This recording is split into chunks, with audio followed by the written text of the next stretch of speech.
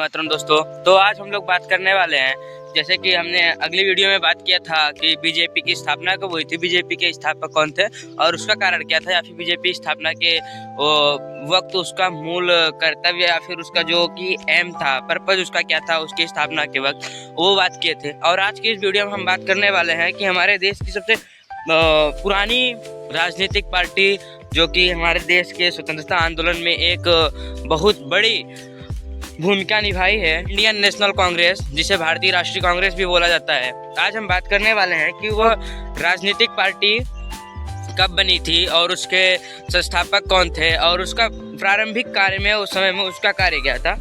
तो हम शुरुआत करते हैं। तो सबसे पहले बात ये कर लेनी चाहिए, कांग्रेस है क्या।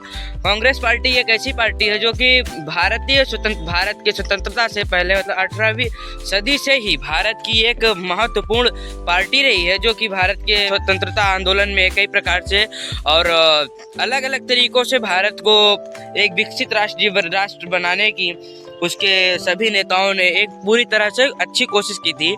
उसके बाद अगर हम बात करते हैं कि कांग्रेस की स्थापना कब हुई थी, कांग्रेस की स्थापना मुंबई में सन 1885 ईस्वी मुंबई में हुआ था, जिसके संस्थापक थे ए.ओ. ह्यूम जी।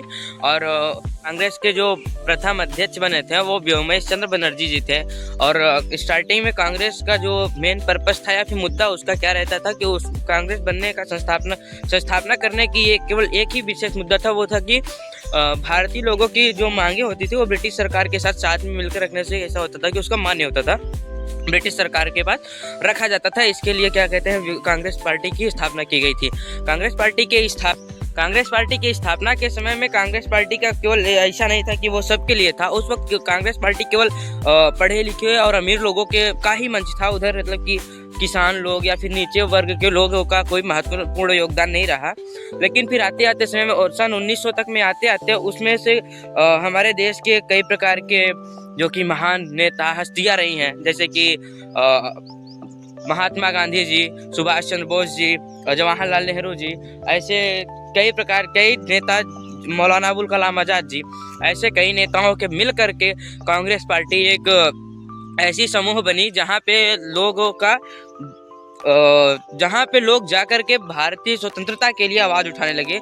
और कांग्रेस पार्टी का दबदबा रहा और कांग्रेस पार्टी के कारण ही क्या कहते हैं, कांग्रेस पार्टी से ही चलाया गया था सविनय अवज्ञा आंदोलन, भारत छोड़ो आंदोलन और असहयोग आंदोलन जैसे विशाल आंदोलन जो कि कांग्रेस पार्टी के द्वारा ही चलाए गए थे। और भारत की सबसे प्राचीन पार्टी और सबसे पुरानी पार्टी कांग्रेस रही है। तो इसी के कारण क्या हुआ कि सन 1947 के बाद से कम सन 1990 तक, 90 के दशक तक भारतीय राजनीति में कांग्रेस का एक महत्वपूर्ण योगदान रहा है। महत्वपूर्ण योगदान या फिर दबदबा कांग्रेस पार्टी का ही बना रहा। लेकिन सन 1990 के बाद भारतीय राष्ट्रीय